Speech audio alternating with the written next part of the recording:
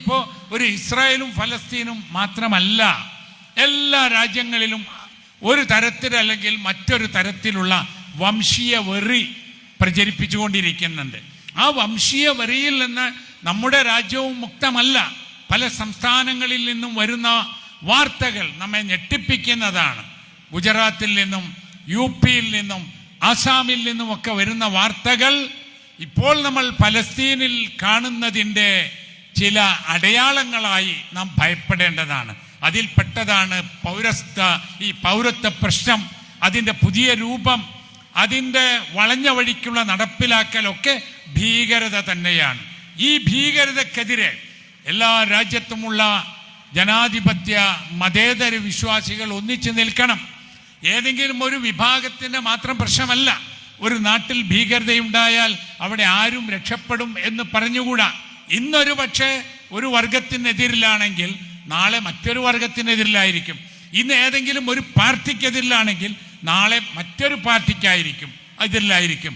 ഇന്ന് നിങ്ങൾക്കെതിരിലാണെങ്കിൽ നാളെ എനിക്കെതിരിലായിരിക്കും.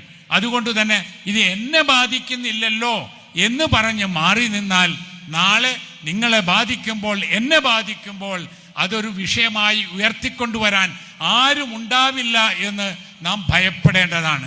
KNM അതിൻ്റെ ചരിത്രം എടുത്തു നോക്കിയാൽ എല്ലാ സന്ദർഭത്തിലും മനുഷ്യൻ്റെ പ്രശ്നങ്ങളിൽ മനുഷ്യൻ്റെ കൂടെ നിന്നൊരു പ്രസ്ഥാനമാണ്.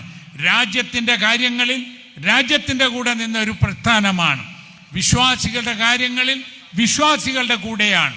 ന്യൂനപക്ഷ പ്രശ്നങ്ങളിൽ ന്യൂനപക്ഷങ്ങളുടെ കൂടെയാണ്. അതുകൊണ്ട് തന്നെ എല്ലാ പ്രദേശങ്ങളിലും ശാന്തിയും സമാധാനവും ഉണ്ടാകണമെന്നാണ് നമ്മൾ ആഗ്രഹിക്കുന്നതും അതിനു വേണ്ടിയാണ് നാം പ്രവർത്തിച്ചു കൊണ്ടിരിക്കുന്നതും. ചില ആളുകളൊക്കെ ചോദിക്കും, നിങ്ങളൊരു മതസംഘടനയല്ലേ, ഒരു മതസംഘടന ഇത്തരം പ്രശ്നങ്ങളുമായി തെരുവിലേക്ക് വരുന്നത് എന്തിനാണ് എന്ന്. നമുക്ക് മറുപടിയുണ്ട്. നമ്മൾ അതെ, ഒരു മതപ്രസ്ഥാനമാണ്.